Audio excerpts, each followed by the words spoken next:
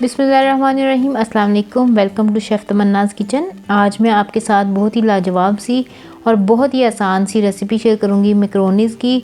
आप जो भी शेप लेना चाहें वो आप शेप ले लें और इस रेसिपी को फॉलो करते हुए अगर आप बनाएंगे तो इंशाल्लाह बहुत मज़ेदार सी बनेगी।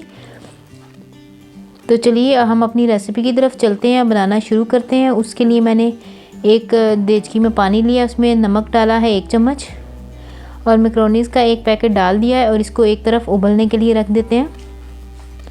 इसको अच्छे तरीके से हिला लीजिएगा ताकि ये जुड़े ना, फ़ौरन मिक्स करना बहुत ज़रूरी है। दूसरी तरफ कढ़ाई ली, उसमें 2 से 3 चम्मच के करीब ऑयल डाला। ऑयल डालने के बाद इसमें बारीक कटा हुआ लहसुन डालेंगे 1 चम्मच और इसको 2 से 3 मिनट के लिए हल्की आंच पे फ्राई कर लेंगे। जब लहसुन का कलर चेंज होने लगे तो उसमें बारीक कटा हुआ प्याज शामिल कर दें, वो भी एक लिया है छोटे साइज़ का, उसको भी 2 से 3 मिनट के लिए फ्राई कर लें।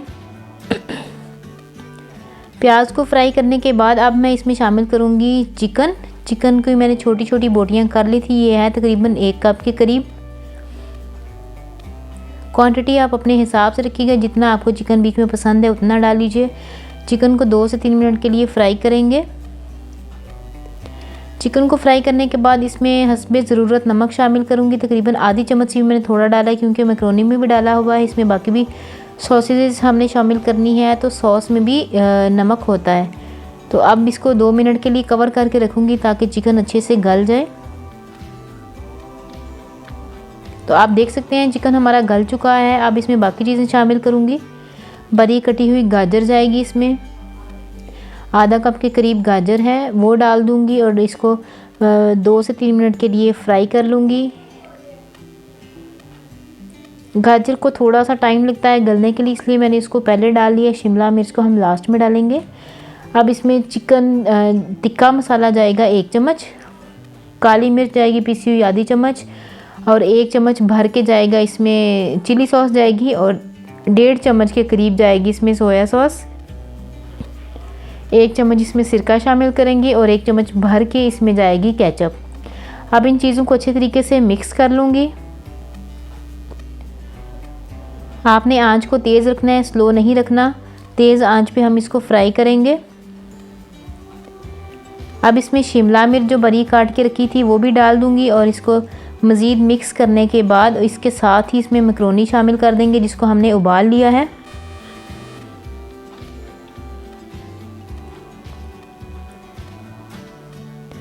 आप देख सकते हैं कि मैकरोनी हमारी जो है वो गल चुकी है। इसका पानी निकालने के बाद इसके ऊपर फ़ौरन से ठंडा पानी डालूंगी मैं ताकि ये जुड़े ना। ठंडा पानी डालने के बाद 2 से 3 चम्मच के करीब इस पे ऑयल डाल के अच्छे तरीके से हिला देंगे।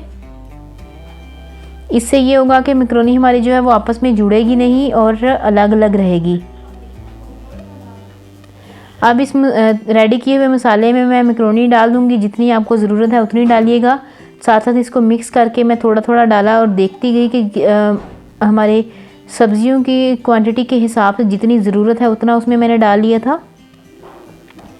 अब मैं इसमें ऑरिगेनो शामिल करूँगी 2 से 3 चुटकी के करीब।